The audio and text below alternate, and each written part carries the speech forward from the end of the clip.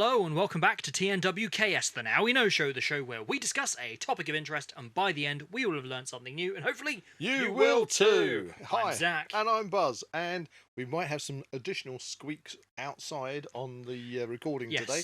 It is a very, very hot day in the Tower studio. Well, it's a hot day anywhere, isn't it, Zak? Well, in the UK I mean, at least. In the UK at the moment, we've had 3 days of summer. It's hit basically about 30 degrees plus for 3 days. This is day 3, and it's almost like it's an apocalypse. Yeah, I'm just pointing to an Apocalypse Now laserdisc in the background for those audio listeners. And we are kind of talking about an environmental apocalypse in this podcast because we're talking about water pollution.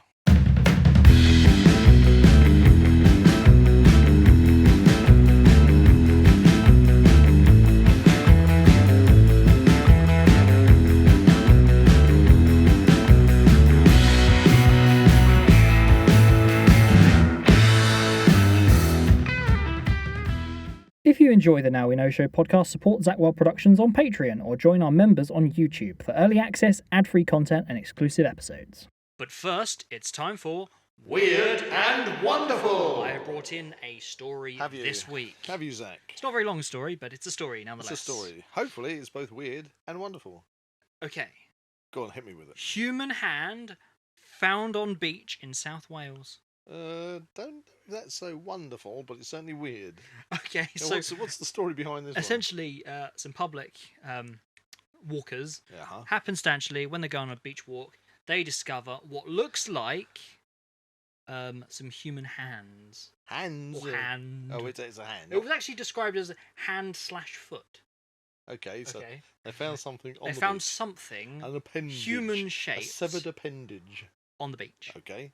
And the police got called out to it. I hope so too. Then they obviously investigated, only to discover that it was not a human hand. All right, or a foot. Or a foot. Okay. So what was this thing? It was a grey seal flipper. Because obviously they have bones in their flippers that look like phalanges in your fingers. Well, basically that's because they are hands, aren't they? Yes, they are. I mean, because they're mammals. They're mammals, and whether you're a creationist or evolutionist, but if you I don't know how that really quantifies in this. But if you go for the evolution side of things, then you can see through the changes in skeletal systems through animals that some animals still have redundant bits of limbs, like we have redundant tails because we have a coccyx bone which doesn't do anything, but it's the remnants of having a tail. Ooh, and Now You Know Show. Yes, there we go. We need to get a horn or something in it. So we definitely do. We've been postulating this idea of getting a horn. I can't really do that. Like go. Is that the sound? Yes, I'm going to call that the sound. Okay, we're going to see if we can find that. Every time we come up with a useful or factoid, a completely random factoid that just happens to play in the conversation. I don't know. It was even worse, wasn't it? I don't know. We need a horn. Okay, give it a try. Anyway, it was a grey seal flipper. It's obviously dead, unfortunately. Obviously dead, decomposing. You can see where the phalanges are sticking out. Yes, they are often confused with being human appendages. Could have been Bigfoot's foot. Well, it wasn't. No, it wasn't. Okay. There you go. There's the link. The link. Bigfoot can swim. But that's maybe why he only ever leaves one footprint. Yeah. Because he's lost one foot. It's hops everywhere. Wow. I don't know. They're linking that to the cryptids they don't call it, podcast. They don't call it big feet, do they? There's always big foot. Well, there we are. So there we go. Anyway, right, we're talking about a bit more of a serious subject, water pollution, and specifically water pollution in the UK. Because it doesn't, if you live in the UK, you've bound to have heard about it. Can't really sugarcoat this one, can we? Well, perhaps we should add some context to this. We live, basically, our property is on the edge of a river. Yes. And it's over the actually years, on the boundary river or brook is a chalk stream, and I'm going to come to chalk streams in a moment. Stay tuned for that. Yes. But in that sense, obviously, we always love going to the river, looking at seeing all the wildlife and things. Yeah. But over recent years, we have seen kind of a bit of neglect almost, and things have gone into the rivers we wouldn't really want You know, to be we there. see people locally using it as a dumping ground. Yeah. That means, you know, it's anything from scrap metal, bikes. It's almost like a shopping blatant trolleys. disregard of something. Like, as soon as it washes downstream, it's no longer my concern. Yeah. It's somebody else's problem. And I feel that is actually a very bad mindset to have. it's a poor reflection on the human condition. Isn't It is. If you are somebody, and we know them, okay, we know them, and because the thing is, the river flows through. It comes from its main source that comes past us is from Letchworth Garden City, and it comes through several different urban areas. It does. It does. And the problem is, you also get a lot of people that think, well, as you just described, I can cut my grass, I can cut my hedges, and everything like that, and then I can just tip it down the bank of the river. Well, it's plants and stuff. It degrades, doesn't it? It just. I've had one guy when I picked him up on this when I was out walking, and it's like, oh, I'm building up the bank, you know, and it's like It's grass. This is grass. It doesn't suddenly go hard. And when it rains and you get the water level fluctuation, that's just washed downstream. It's so much potential problems. Well, it is, because what happens is you have little bottleneck the bits on the flow of the river, and then when you get all this debris incursion or sedimental incursion, Yes. because this is what that's called, sedimental incursion, because you get anything that goes into the river adds to the sediment, and of course all this. It's also good joke value. Yeah. Oh no, I've had a sediment incursion. Oh no, I need a sediment incursion. Do you? No, I had one of those this morning. It's amazing what 2 cups of coffee does for you. Wow. Anyway, so you. Anyway, you put me off now. Come on, Anyway, pull it back. focus. Pull it back. Anyway, we should do it for jokes as well. Anyway, Exactly. so all this gets washed down, and of course then you get branches, and if people have done what they usually do in towns and cities where they chuck things like shopping trolleys in rivers and canals, or bikes and all this. Well, you just have to watch a magnet fishing video to find out all the absolute Junk. junk that is chucked into rivers. And It's like, as soon as you can't see it, it's not a problem. yeah, I mean, not so much with a canal. Well, yeah, they do chuck it in the canal. But what I mean is, canals are slow moving, okay, so that you don't get a fast flow of water. But when you've got rivers, the flow fluctuates. It can be just slow meandering, or with a heavy downpour, it can suddenly turn into a torrent.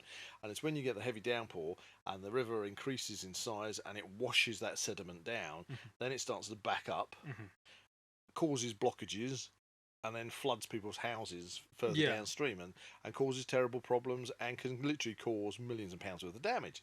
And it does on a semi-regular basis. Yeah, so but we're not talking just about the flooding. We're also mainly focusing in this podcast about the pollution of watercourses in the UK, and that's been very prevalent in the news because of late. it's not just rivers, it's lakes, because you've got the Great Lakes up in Cumbria, Ullswater, Windermere, places like that, where they do a lot of wild swimming, and obviously they're testing it, and water companies are literally, and I say there's no way of sugarcoating this, but water companies are literally releasing shit into the rivers and into the lakes and into the sea. They are letting out the effluents. Now, in the UK, I think they have kind of a bit of a flexibility. If we get a lot of storm water coming into the sea, you got a lot of runoff off the land and off the fields that goes into the general system. Yeah, and then if the water boards, where they control it, they have to start to control the flow when it comes to sewage. If it's getting overflowing, they are actually, during those times of high water, allowed to release it, and that raw sewage goes into the into the rivers and into places. Yeah, but they've been caught out because they've been doing it when it hasn't been allowed. Exactly. When there's no reason for it, they've been letting it out into and rivers. And there's obviously it's often associated with those people that go out to kind of use rivers as a recreational activity, like wild water swimming, paddleboarding, Yeah, well, canoeing, certainly kayaking. paddleboarding has become Things a like big that. one recently, hasn't it? It's been very, very popular. More and more people are paddleboarding, and it's great fun. I love paddleboarding. You love paddleboarding. Yes, that's why I've got a paddleboard. Yes, that's why I've got a canoe. That's why we did a podcast last year on wild swimming. If you're interested, check it out. Yeah, we do love. We do love. We do love our swimming. But anyway, so it's been a gradual increase in concern, and in our local area, especially because our property has flooded in the past, and we don't really want it to happen we don't again. want it to happen again. And there's my main concern recently has been that there's a lot of building going on, and you're getting lots and lots of land that's being built on, which is originally floodplains, and then not only is the floodplain being used for building, but you've got all the surfaces, so the road surfaces, the houses, roofs. All once you get a downpour, all that water has to go straight back into the pipes, basically, to go out to find its way out into the rivers. Yeah. And then subsequently causes potentially more flooding downstream. They are meant to put catchment lakes in to try and. Well, yeah, you see them all dotted around the place. So they're trying, but still, there's no the potential. And of course, all the sediment incursion where everything gets washed in there, and of course, the water companies are putting their pollutants into the water. So this is a big concern. And so recently, we volunteered because we've got a local council in Bedfordshire. They have the resilience volunteer scheme where you can become a river warden to help monitor the flow and monitor the condition of the rivers. And then if there is a major downpour or anything and there is potential of flooding, you can phone it in and that goes straight through to the emergency services, and it's basically like a whole network trying to keep an eye on. Did we mention this before in a previous podcast? I feel as if it may have kind of dipped into one of the prepping podcasts potentially. Possibly, but I think it's great. It's citizens trying to help out and trying to prevent flooding, basically. Honestly, it was when we went to the river warding training, it was about 5-6 people out of the community. Yeah, I mean, a huge community. I was certainly the youngest there. Yep. And that was very plain to see. I don't think I was the oldest for a change. No, you weren't. There was one gentleman older than me. Yeah. But it wasn't everyone. No, but what we do is we are basically volunteer to go and do we monitor a stretch that's allocated to us, and we basically report back, and we keep it. I think it's basically a monthly monitor, and it's a nice little walk, and you can keep track, see if anybody is dumping anything in, if anybody is illegally dumping anything in, things like that.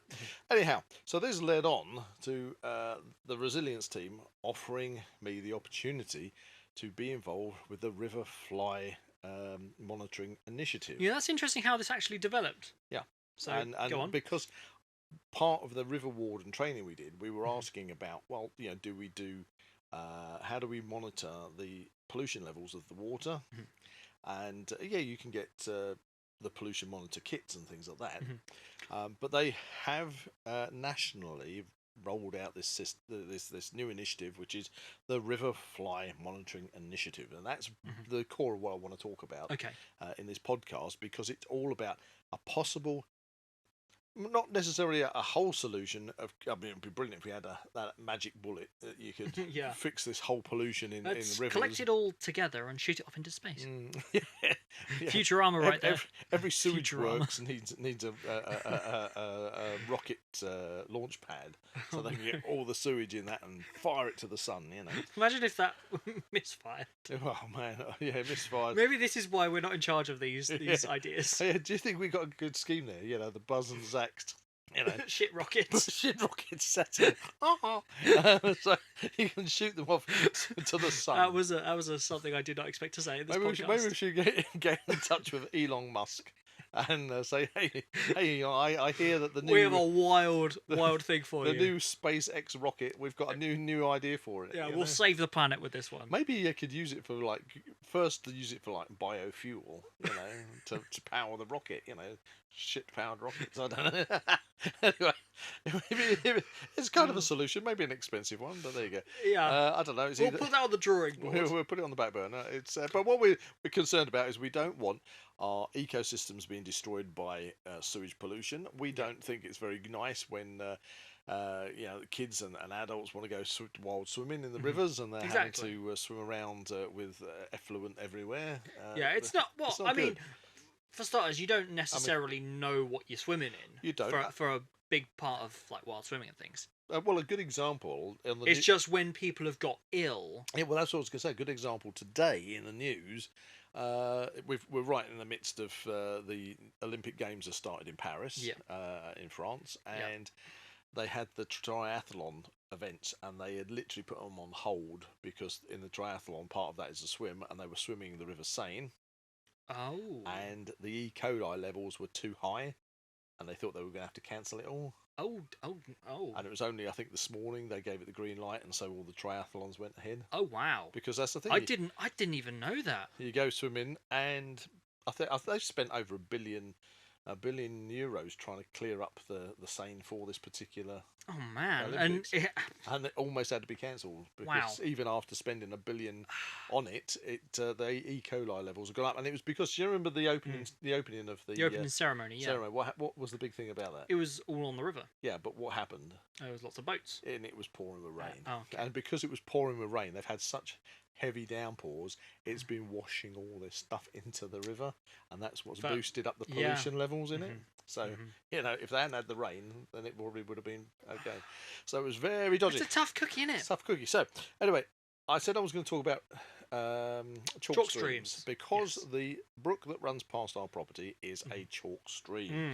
And which, as have been described in the river community, or whatever you want to call it, the ecology community, they are like hen's teeth. They are. In the I'm world. going to put my specto specs on for those listening. I've got my reading glasses. Pay attention, boys and girls, for another one of Buzz's wonderful factoids. Factoids.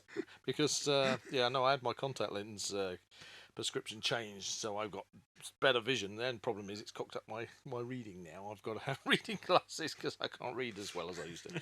I could just about do it, but I thought it was easy. Right, so reading glasses. Right, Riverfly partnership. I want chalk streams. Yes, right, chalk streams. We are talking about the fact that chalk streams are incredibly rare. Yes, okay, as I mentioned. As you mentioned. So in the whole world, the globe, or flat Earth, as you depending on what you want. Why would you bring that up? Not the flat Earth. But no, globally, there are around 200 chalk streams. Wow. Okay, and 160 of those are in southern England, and they're described as being England's rainforests. Yeah, because the thing is, they're basically a hive for wildlife. That's right. They come from chalk aquifers. So what you're doing is the water passes through the porous chalk bedrock, okay, and it gets filtered out. So when it reaches the surface and goes into these chalk streams, it is really stable water. It's cool. It's nutrient rich, and it supports an exceptionally high number of species. But they are so rare to have these chalk streams that it's awful that sewage works want to go and pump their sewage into them. Well, I mean, come on. And we're not talking. We're not saying that like England only has 200. It must have hundreds, if not thousands, of rivers. Yes, and just a small portion of them are such ecological highways. Exactly, they are so precious. But all rivers are precious. But it's not just the fact that they get pollutants in there, but it's also there's a lot of water extraction. Right. The farmers extracting water, businesses extracting water. The more houses you build, the more people want water, and of course that water extraction is causing a lot of them to dry up. Which is again is like so destructive to ecology, and so sad that should happen. It's like all the links in the chain. You really don't know. What it is that you're doing. So in order to tackle this, to try and create, if not a solution, a step in the right direction to having a solution to river pollution. Wow, that rhymed. It rhymed. And is this river fly monitoring initiative. Yes, because you went on the training. Yeah, I went on the training course. So I'm going to read you this little bit out. Okay, so this will explain it a little bit more. So, okay, here we go. So this is an introduction. River flies, along with other freshwater invertebrates, are at the heart of get my teeth in, are at the heart of the freshwater ecosystem and are a vital link in the aquatic food chain. Their common characteristics of limited mobility, which means they stay in the same place. They have a relatively long life cycle, which means they literally live 12 months, a whole year in the same place, which makes them great for monitoring. Okay, and they have specific tolerances to changes in environmental conditions, which makes them a good biotic indicator of water quality and a useful indicator of change in local environmental conditions such as pollution, stillation, and low flows. Okay, so the Riverfly Partnership has developed the Riverfly Monitoring Initiative to enable citizen scientists. Oh, I'm a citizen scientist. Hey! You should put that on your CV. Yeah, I should have that on there. So, to enable citizen scientists to assess and monitor the health of rivers in their communities. Anglers, conservationists, and concerned community groups can act as guardians of the river by using the standardised monitoring techniques developed by the Riverfly Partnership. Oh, I want to be a river guardian, and Well, thankfully we are. I am. We are river guardians. We are wardens. I like that title. Yes. Yes, we have to get our superhero outfits. I have to think of some names. Captain River Warden. You could be guardian of the Riverfly. Riverfly, guardians of the Riverfly. Yes. Anyway, in effect, they become an early warning system detecting fluctuations in river water quality and raising the alarm so that relevant statutory bodies can investigate further. Data collected by citizen scientists is freely available to all from the database and has been used to successfully prosecute polluters, showing the power of citizen science. Ta-da! We're coming for you. So that's the thing. Because this network has been set up, it means that if it gets broadcast to the water companies, to businesses, to farmers, to anyone that could possibly pollute the local water supply, that they are then going to be thinking, oh, actually... Having second thoughts. Because this is getting Is monitored. this worth the risk? This whole network is growing and growing. It's going to be mapping out and monitoring all these river systems. Yeah. And what happens is if you suddenly get... what's that word I was doing? It'll come to me in a minute. No, it'll come to me in a minute. But if you got a sudden change in the river... precipitation? No, it's not one. That's going to annoy me. But if you get a change, then obviously that gets picked up because of regular monitoring, and then the statutory authorities can come rush in, take new samples, investigate, find out where that pollution is coming from, and then prosecute whoever is responsible for that. And that word nearly came to me then. I'd have to Google it. You get 10 points when you can guess it correctly. Anyway, it's a word that I keep saying to myself. Great! I love a podcast when it's live. Anyway, so shall we talk about what we actually do with the Riverfly Monitoring Initiative? Yes, I'm interested to discover what do you mean by river flies? Is it? It is actually. It's flies, invertebrates that live within the water system. Okay. So what you have is, as I said in that statement that I read out, there are certain riverfly larvae which stick to where they basically hatch out, and they stay there for their whole life cycle is pretty much a full year, and they don't, they stay. There's 8 different larvae that we're looking for, and you won't find them all in one go. So your particular stretch of river might have just 4, or might have 6, whatever. But you're not going to get the whole 8. But what it is, you'll have a stable ecosystem there, and because they're there all year round, you're going to find them all the time. You're not going to get any gaps in your sampling. So if you suddenly get a fluctuation, then that could be a sign. That could be a sign of pollution. A pollution incident. That's it. I've got it. Perturbation. There we go. That was the word. It was really annoying me, that. Perturbation. So what does that mean again? A perturbation is when you have a system or something that never really changes. Okay. So it's kind of like an equilibrium. Equilibrium. But if you have a perturbation is when that equilibrium gets disturbed. Oh. Suddenly you have a perturbation. Oh, now we're going into Todorov's equilibrium theory. So, oh my god. So you've got. That's how rivers relate to films. So if you've got a very stable ecosystem in the terms of the river system, and then suddenly you monitor it and it's drastically changed, that would be a perturbation in. It would be a disruption to disruption. that equilibrium. That's it, a perturbation. Yes. Remember that, kids. Word of the day: perturbation. Yeah. Wow, it's been a while since we've done Word of the week. Word of the week. Well, anyway. Word of the week. Word of the week. Anyway. Word of the week. Perturbation. So anyway, perturbation. Right. So what you do is you have to monitor these 8 flies. So let's get me Spectre specs back on, and I've actually intelligence specs. Okay, so for those people listening, I have got a lovely waterproof, because it's waterproof, because you can have this down at the riverside. You can stand in the river for identification. I'm going to show it to the camera. Okay, so it's this big chart. As he bashes the mic. Yeah, stand, that. Do you want me to hold that side? You got that. Okay, so for the people watching on YouTube, you can see this.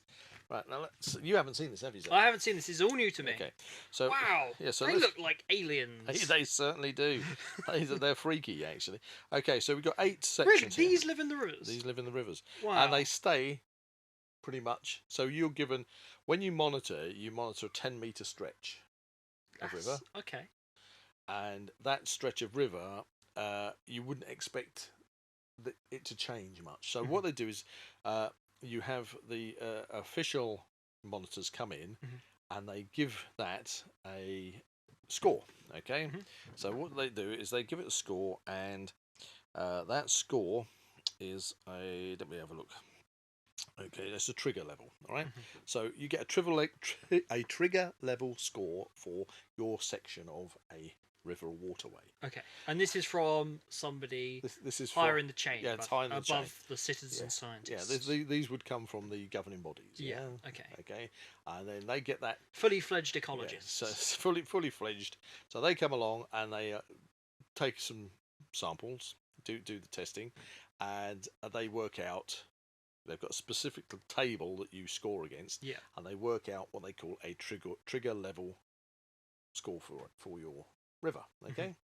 And so when you do the river fly testing yourself, when you're taking your samples and you captured your different invertebrate that you are basically identifying, and then you will then give that a score from this universal table, and that should match up or be as near as damn it the same as above, or maybe below, but around the same trigger level score that section of river has been given.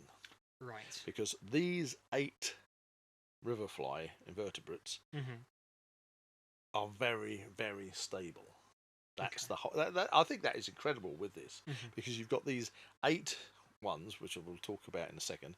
But because they are so stable, you wouldn't expect to see any kind of fluctuation in their numbers unless something has caused a perturbation.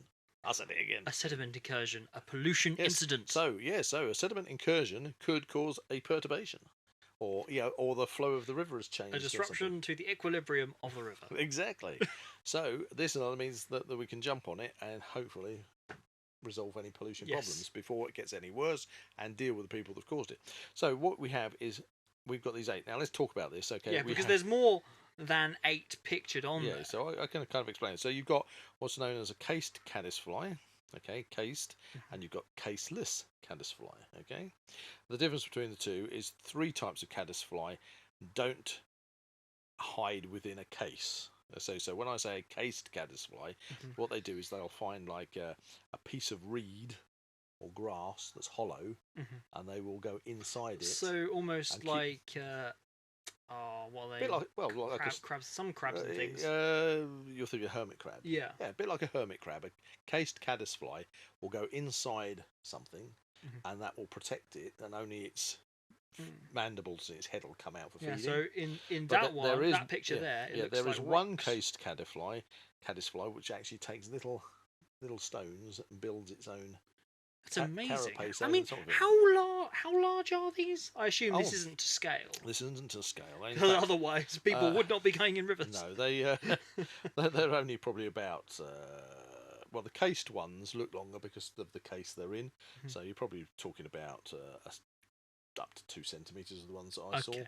and they're very thin. Yeah. I mean, they look at And then you've got the caseless caddisflies, which are caddisflies that don't obviously have a They look case. kind of a bit more caterpillar-y, don't they? Then you have mayflies, and you have the fat-bodied flies. You have the blue-winged olives, and the standard olives, if you want to call it standard olive. But you've got blue-winged olive and an olive. And you've got 2 types of stone flies there, and the one you'll love, which is the Gammarus. Gammarus. When I was on this course, I was saying my son's going to love this because Gammarus. I've only known. Gammarus. Oh, it's Gammara. I know Gammara. Gammara, the giant fire-breathing turtle. That's Oh, I can see the box set. It's behind the camera it. right Well, now. Unfortunately, so I was really chuffed. Unfortunately, I did catch a Gammarus when I was actually in the river, I'll get you. but in the sample we were given, there were no Gammarus. Oh, But somebody else had a Gammarus. Mhm. So what you do is okay, maybe I should just explain what you do. Yeah. So Yeah. So how exactly do you do this sampling? right, so there's a lovely, there's a picture there I'll show to the camera. Okay, I'll just hold that there of somebody in a river, and they've got a net, okay, and they've got their waders on. There's a lot of health and safety that you have to do with this as well, because obviously river flow can change and things, and to be fair, even the instructors, when we were on the course, they staggered, a couple of them staggered because they'd suddenly bumped into a root that was sticking out the riverbed. Exactly, yeah. And there was one big rock that was about 3 or 4 people almost fell over. Oh, that was wow. in the river. And it's like, remember, there's a rock there. Do you have to wear life jackets and things? Well, for Best practice. best practice, yeah, a life jacket is also recommended. Because if you did fall over and bang your head and knock yourself out, then obviously you would want to have a life jacket on. Yeah. And also, I would point out that if you fall over in waders, your waders fill up with water, which doesn't help, because I've done that before when I was doing Bit sloshy. coppicing. Yes. Feel a bit And it was quite funny moist. because I was with somebody else showing them how to coppice, and I said, "Do be careful you don't fall over." Next thing, I'm falling over, and my waders, There the you waders are full of water, and it's like, okay, well, I did that on purpose just to show you what not to do. Yeah. No, honestly, it was quite funny, and I was laughing. Anyway, so what you do is you have a bucket to collect your sample in, and you. This is going to be a kind of brief instruction, but you've got this very long. If you can imagine, when you were a kid, you have nets that you go. What we used to say, you get going Pond dipping. And pond things. dipping, going getting sticklebacks and things like that. Well, this Sticklebacks? you must have caught sticklebacks when you were a kid in the river. I can't remember what that looks like. Little fish with little spiny backs. They're called sticklebacks. Yeah. Maybe You I get wasn't very successful. Sticklebacks, bullheads. How and stuff. big? Oh, big as your little finger. Oh, okay. Maybe. But anyway, I think, as kids, you put them in a jam jar and you go, oh, look, I caught these fish, and you put them back in the river. But you get normal little kiddies fishing nets with a bamboo stick. Well, Yeah, anyway, yeah. so if you think that, but this is professional, so you've got a metal, a literally sort of like a square metal rim of the net. Okay, so it has to be square, so the flat side of it will go flat onto the. That makes Well, if sense. you're holding it vertically downwards, Yeah. with the net downwards, it goes onto the riverbed. That makes sense. Yeah. And the pole itself is a good, 1.5 inch thick. Broom handle type thing. Yeah, but it's really sturdy, So because you can use that for measuring, testing the river before you get in, So you're using it like a river pole, and you're testing the river because it could be very muddy, it could be silty, or whatever. And you can also the handles are marked up on the depth, so you can use them as a depth marker. Depth guide, yeah. So okay, if you put that the works. net in the air and put the handle in, you can see how deep the That river works. is.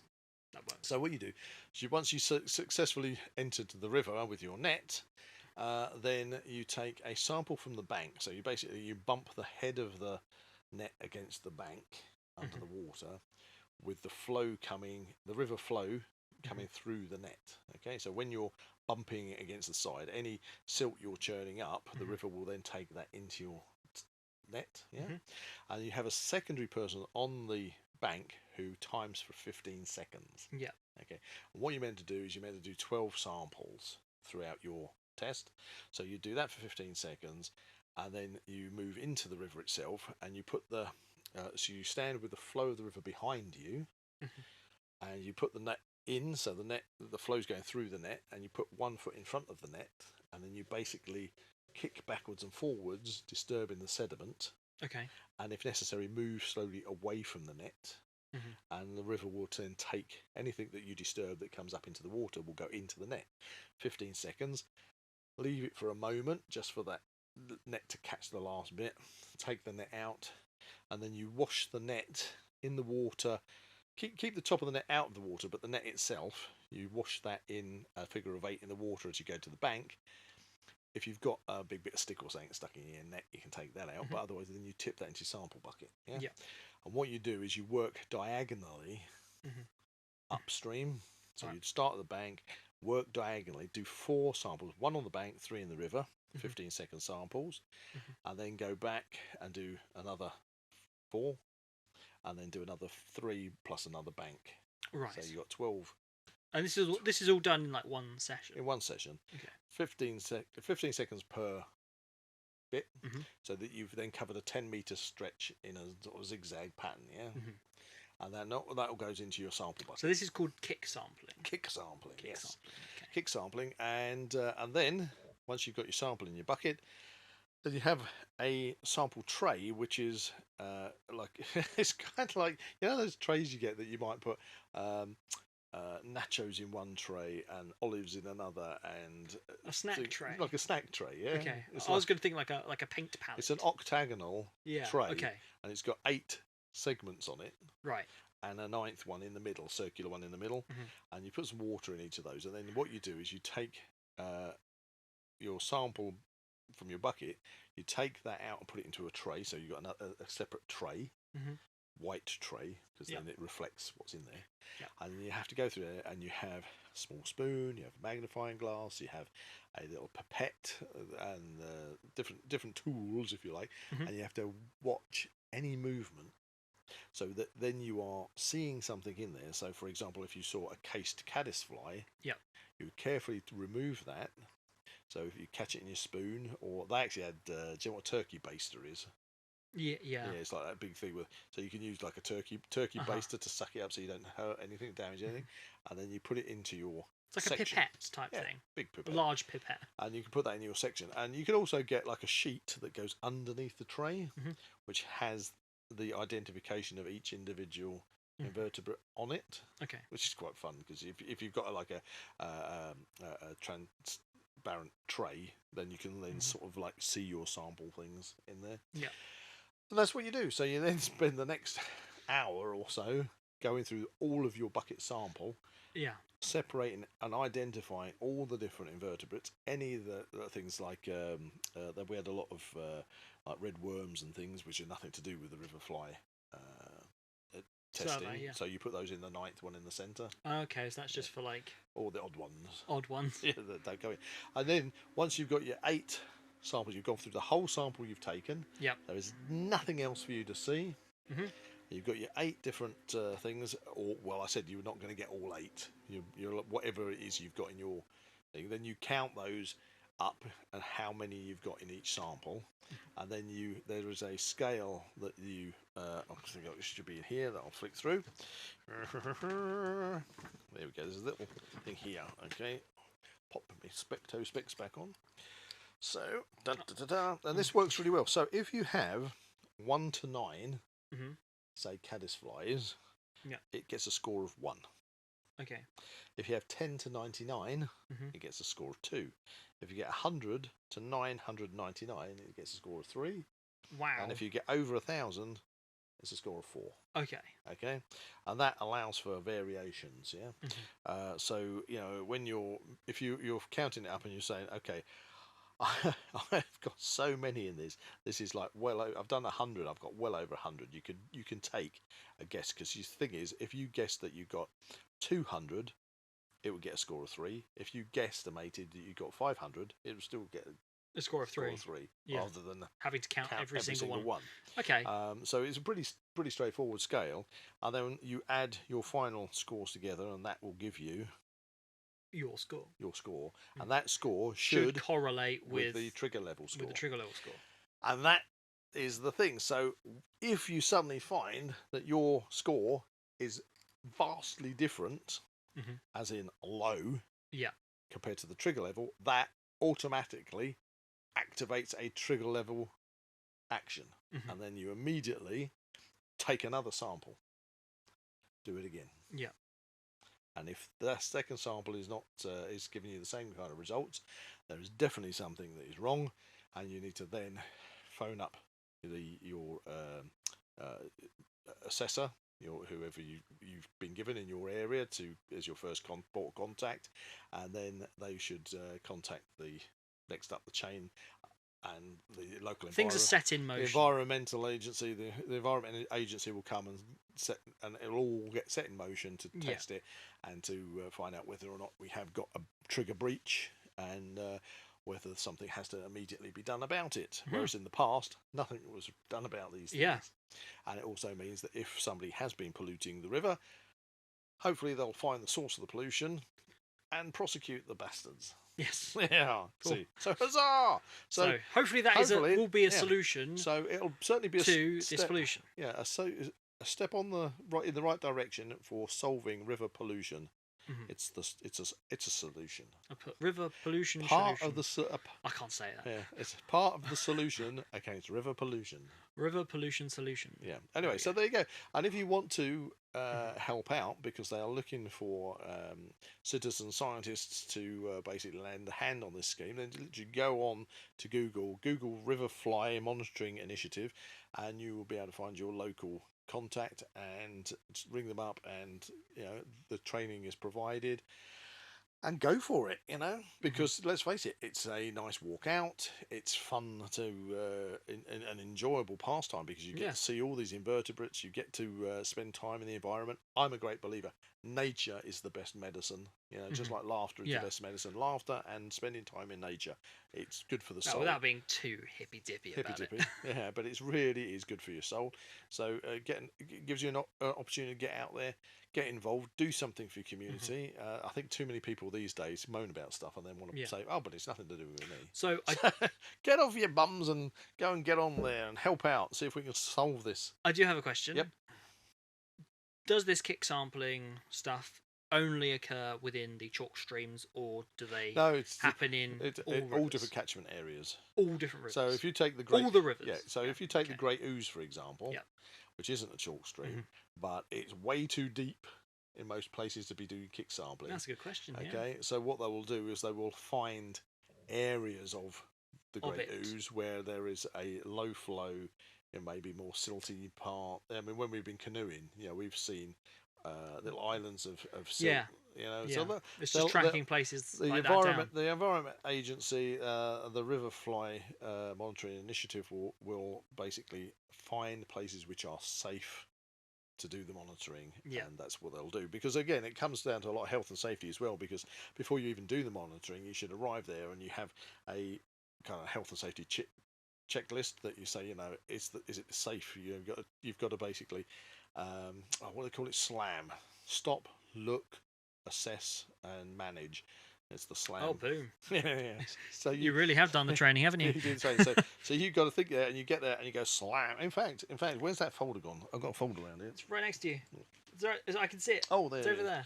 Right, it's the big blue one. Yeah. So I'm going to see. Here you go. So, I have my certificate in here, but somewhere in here is bear with. There you go. So what's that saying? That is the dynamic risk assessment. Yes. So that's what you need to check off. So if anything hits in the red, you only need one of those to hit in the red, and you do not do your kick sampling. Wow, really? Yeah. I'll just show the screen. So you've got this whole list here. Back on with specs one final time. So this is the dynamic risk assessment. So for example, it says, do I have a copy of the generic risk assessment? Do you? Yes or no?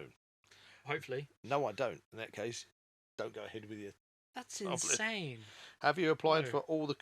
Have you applied all of the control measures? Yes or no? So if you know your stuff, basically you should go through this checklist, and if it's all greens, you go ahead, and if you get a red, you're not doing it. You shouldn't be doing it. So like if it says, make sure it's green. Is the water above head height? Things like that. Oh, good. No, I'm sure it doesn't. That's just me. But yeah, silly buzzers. Yes. Anyway, so that's it. So I think this is a great. It's a good step. Great thing. So that's in the right direction. Hopefully, I've kind of skipped. I hope I haven't skipped too much over it. But the River Fly Monitoring Initiative is. The thing is, this is obviously a step in the right direction. A step in the right direction, and we might do a further podcast on this or a similar subject in the future. Well, to be honest with you, for our region, our area, okay, I was the only person doing the monitoring, and technically you need 2 people because you need somebody on the bank. You need somebody on the bank. I can throw you a giant inflatable donut. Yeah, well, you do need to have your throw rope for safety, but you need somebody on the bank for your backup safety person, and they need to also do that because you can't be doing the kick testing and timing yourself 15 seconds. Yeah. Otherwise, you'd drop your phone in the water or whatever. It'd be rather annoying. So part of your sample will be a mobile phone in the bucket. Yes. So this will be very interesting to see how this all develops. Yeah, it does, and I'm really interested, and I am very proud to be part of this initiative. And I think that it's not something that actually takes too much time, and it's something that everybody can fit in if you want to. If you don't want to, then don't do it. But I think it's a nice thing to do. Yeah. And with all the problems we're having in the UK these days, and you know how close I hold nature and the environment to my heart, that to offer up a little bit of one's time. Yeah, it's giving back. Yeah, isn't it? And it's protecting what is slowly being consumed by this wonderful new building schemes they're doing. Exactly. So that's it. So river pollution solution, which leaves me with, I believe, Wisdom of the Week. Okay, wisdom of the week. Okay. Let me buzz over to my wisdom of the week. Are you ready to bestow your wisdom? I am in literally when your phone loads. When my phone loads. Right. And I've just punched up without my glasses on my birthday list, 2024. Deary me. Here we go. Right, are you ready for this? Yes, bestow your wisdom. I shall bestow my wisdom. And as usual, I am trying to choose wisdom which fits in with the topic. Yes. Okay, so this is topical. All right, you ready for this? Okay. Okay. You drown not by falling into a river, but staying submerged in it. Oh. Yeah. I get that. So now you can apply that to all things in life, because if you are saying, you say you're in a real... If you're feeling sad and weary and you're down in the dumps there's something you can do. It's a song. Oh, it is. You had to sing it at school. Rather than wallow in something that, say you've got a really bad job that you're just getting nothing out of it and it's not good, but you keep doing it and doing it. The only way you're going to solve it, get out of that. Yeah. So, just because you fall in the river doesn't mean you're going to drown. You're only going to stay drown. You're only going to drown if you stay submerged. Yeah. And you can apply Be that positive. To Be positive. It enforces a positive mental attitude, doesn't it? PMA. There we are. PMA. What a good way to round off this week's podcast. If you enjoyed this podcast, please like and subscribe to this channel and comment below any suggestions of topics or activities you'd like to listen to in future episodes. That's a big... I hope I don't fill my waders with invertebrates goodbye from Buzz. And a massive gamorous goodbye from Zak. Goodbye. You can find the Now We Know Show podcast on YouTube, Spotify, Amazon Music and Apple Podcasts. Keep up to date with everything ZWP on Facebook and Instagram, or visit the Zak Wylde Productions website at www.zakwyldeproductions.com. And remember to join us on Patreon or become a YouTube member for early access content and exclusive episodes.